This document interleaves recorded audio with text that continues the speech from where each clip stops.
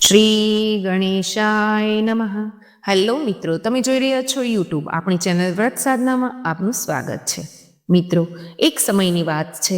દેવર્ષિ નારદ નારાયણ ભગવાનનો જાપ કરતા કરતા શ્રી કૃષ્ણની દ્વારકા નગરીમાં પધાર્યા. દ્વારકામાં ભગવાન શ્રી કૃષ્ણ પોતાના સિંહાસન પર બિરાજમાન હતા.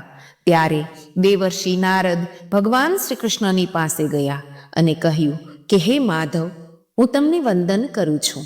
ત્યારે શ્રી કૃષ્ણ હસતા હસતા કહે છે કે આવો આવો દેવર્ષિ નારદ, દ્વારકામાં તમારું સ્વાગત છે. કહો દેવર્ષિ, આજે અચાનક દ્વારકામાં આવવાનું કારણ શું છે? ત્યારે દેવર્ષિ નારદ કહે છે કે હે ભગવાન, આજે એકાએક મારા મનમાં એક પ્રશ્ન ઊભો થયો છે. હું એ જ પ્રશ્નના જવાબને જાણવાની ઈચ્છાથી તમારી પાસે આવ્યો છું. કૃપા કરીને મારી શંકાનું સમાધાન કરો પ્રભુ. ત્યારે ભગવાન શ્રી કૃષ્ણ કહે છે કે હે દેવર્ષિ, તમે વિના સંકોચે તમારા પ્રશ્નોના જવાબ પૂછો. હું તમારા પ્રશ્નોનો જવાબ અવશ્ય આપીશ. ભગવાન શ્રી કૃષ્ણના મુખેથી આ સાંભળીને દેવર્ષિ નારદ કહે છે કે હે પ્રભુ, હે ભગવાન, આ પૃથ્વી પરના કેટલાક લોકો હંમેશા સુખી કેમ હોય છે અને કેટલાક લોકો હંમેશા દુઃખી કેમ હોય છે? આનું સૌથી મોટું કારણ શું છે? અને હે પ્રભુ, મનુષ્યને સાચું સુખ કયું છે? શું સ્ત્રી પુરુષનો સંગ જ માણસનું સૌથી મોટું સુખ છે? દેવર્ષિ નારદના મુખેથી આ સાંભળીને ભગવાન શ્રી કૃષ્ણ કહે છે કે હે દેવર્ષિ, આજે તમે એક ખૂબ જ સારો પ્રશ્ન પૂછ્યો છે, જે સમગ્ર માનવજાતના કલ્યાણ માટે ખૂબ જ મહત્વપૂર્ણ છે. અને મનુષ્યની અંદર એવી શક્તિ છે કે તે ચાહે તો શું ન કરી શકે. જો તે ઈચ્છે તો તેના જીવનને સ્વર્ગ બનાવી શકે છે અને જો તે ઈચ્છે તો તેને નર્ક બનાવી શકે છે. જો ઈચ્છે તો લાખો લોકોનું કલ્યાણ કરી શકે છે અને જો તે ઈચ્છે તો પોતાને બરબાદ પણ કરી શકે છે અને જો તે ઈચ્છે તો પોતાને મહાન બનાવી શકે છે. હે દેવર્ષિ નારદ, શા માટે કેટલાક લોકો ખુશ હોય છે અને કેટલાક લોકો ઘણા દુઃખી હોય છે? આનું કારણ શું છે? આ દરેક પ્રશ્નોના જવાબ હવે હું તમને એક વાર્તાના માધ્યમથી જણાવવા જઈ રહ્યો છું. તમારા બધા પ્રશ્નોના જવાબ આ કથામાં છુપાયેલા છે. હે દેવર્ષિ, જે કોઈ આ કથા ધ્યાનથી સાંભળશે તેને ઈચ્છિત ફળની પ્રાપ્તિ અવશ્ય થશે અને તેને જીવનમાં ક્યારેય વધારે દુઃખનો સામનો કરવો નહીં પડે. ત્યારે દેવર્ષિ નારદ ભગવાન શ્રી કૃષ્ણને કહે છે કે હે ભગવાન, હવે તમે આ વાર્તાની શરૂઆત કરો. હું તમને ખાતરી આપું છું કે હું ચોક્કસપણે આ વાર્તા ખૂબ જ ધ્યાનથી સાંભળીશ. હે દ્વારિકાધીશ, હું સારી રીતે જાણું છું કે અડધું અધૂરું જ્ઞાન કોઈ કામનું નથી હોતું. હે ભગવાન, આ વાર્તા સાંભળીને હું આખા વિશ્વમાં તેનો પ્રચાર કરીશ. મિત્રો, જો તમને આ વાર્તા પસંદ આવે તો એક વખત સાચી ભક્તિ સાથે કૃપા કરીને કમેન્ટમાં જય શ્રી કૃષ્ણ અને રાધે રાધે જરૂરથી લખજો. તમે આ ચેનલ પર નવા દર્શક અથવા મહેમાન છો તો તરત જ ચેનલને સબસ્ક્રાઈબ કરો અને વિડીયોને લાઇક કરો, જેથી કરીને તમને આવનારા વિડીયોની સૂચના સૌથી પહેલાં મળી શકે અને તમે હંમેશા પ્રાચીન કથાઓ સાથે જોડાયેલા રહો. મિત્રો, કથાની શરૂઆત કરતા ભગવાન શ્રી કૃષ્ણ કહે છે, એક સમયે એક ગામડામાં એક ખેડૂત રહેતો હતો. તેના ઘરમાં ધન સંપત્તિની કોઈ ખોટ ન હતી. તેને માત્ર એ વાતનું દુઃખ હતું કે તેને કોઈ સંતાન નથી. તે જ ગામમાં એક મહાન તપસ્વી અને બ્રહ્મચારી સાધુ મહારાજ પ્રવચન માટે આવ્યા કરતા હતા. એક દિવસ ખેડૂતની પત્ની સાધુ મહારાજ પાસે ગઈ અને કહ્યું કે હે મહાત્માજી, હું તમને વંદન કરું છું. ત્યારે સાધુ મહારાજ કહે છે કે હે દીકરી, તું સુખી રહે. ત્યારે ખેડૂતની પત્ની સાધુ મહારાજને કહે છે કે હે મહાત્માજી, તમે ભગવાનની કથા કરો છો અને ભગવાનનું ધ્યાન ધરો છો, તો શું ભગવાન તમને ક્યારેય કંઈ આપે છે? હું તો હંમેશા ભગવાન પાસે પુત્રની માંગણી કરું છું, પરંતુ ભગવાને મને કંઈ જ નથી આપ્યું. ભગવાન કોઈને કંઈ આપતો નથી. તેમની પૂજા કરવાનું બંધ કરો. તેઓ ક્રૂર છે, કોઈનું સાંભળતા નથી. જ્યારે કોઈ સાંભળતું જ નથી ત્યારે તેમની પૂજા કરવાનો શું અર્થ છે? ઓ ઢોંગી બાબા, મારા આ પ્રશ્નનો તમે જવાબ આપો.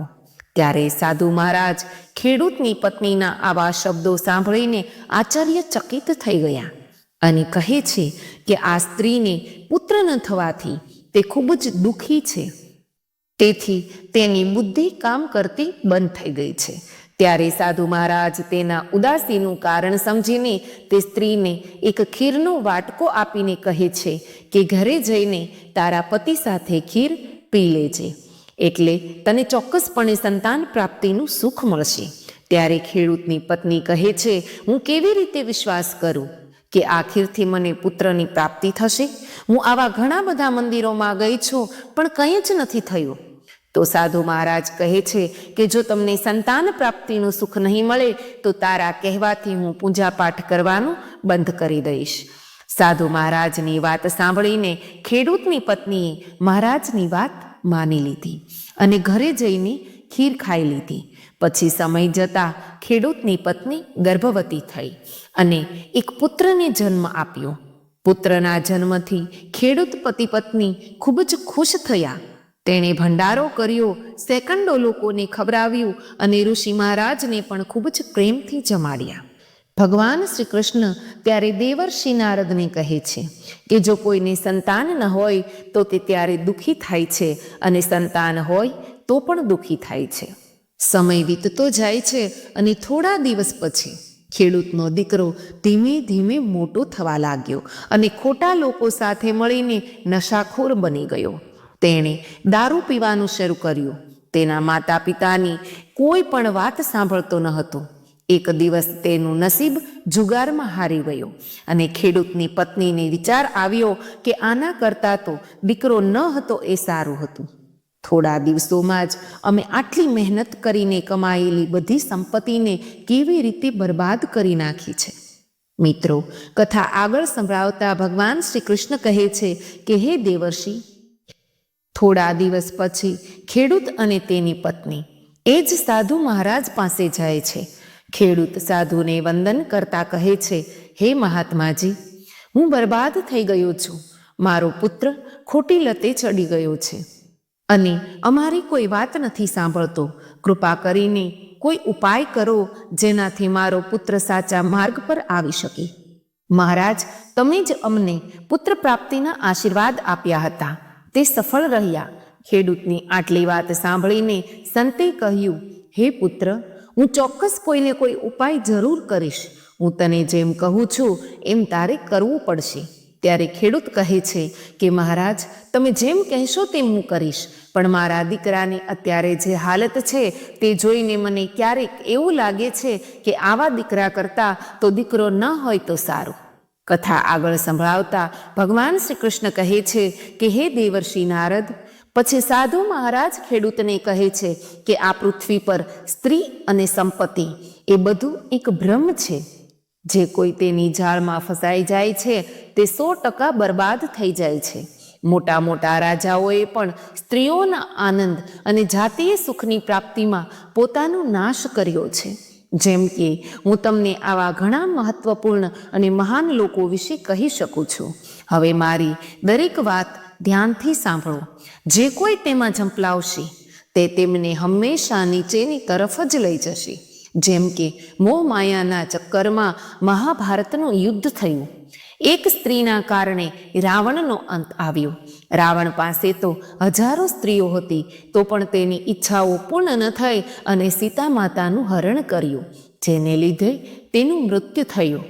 સાધુ મહારાજ કહે છે કે હે ખેડૂત, જે વ્યક્તિ સુખનો અનુભવ કરે છે તે સુખી છે અને જે દુઃખનો અનુભવ કરે છે તે દુઃખી થાય છે. દરેકની વિચાર શક્તિ અલગ હોય છે. જ્યારે તારે સંતાન ન હતું ત્યારે તારી પત્નીએ અહીં આવીને મને કેટલું કહ્યું હતું. ત્યારે તારે સંતાન ન હોવાનું દુઃખ હતું અને અત્યારે સંતાન છે છતાં તને દુઃખ છે. આ બધી બાબતોનું કારણ શું છે? તમારો સ્વાર્થ. સ્વાર્થી વ્યક્તિ ક્યારેય સુખી નથી રહી શકતો, પછી ભલે તેની પાસે ગમે તેટલા પૈસા અને મિલકત હોય.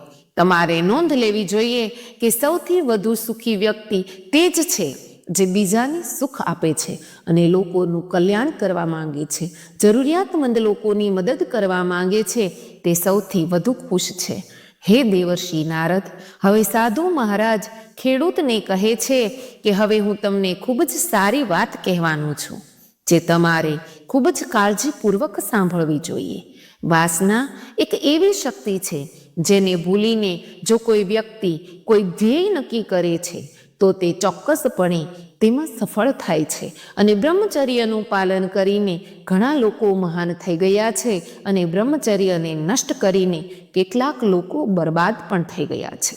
હવે ખેડૂત સાધુ મહારાજને કહે છે કે મને કહો કે આ સમયે મારે શું કરવું જોઈએ? તમારું જ્ઞાન ખૂબ જ અદ્ભુત છે. મહાત્માજી ખેડૂતને કહે છે, હવે તું નિસ્વાર્થ બની જા, તો તારી સમસ્યાનું સમાધાન થઈ શકે છે.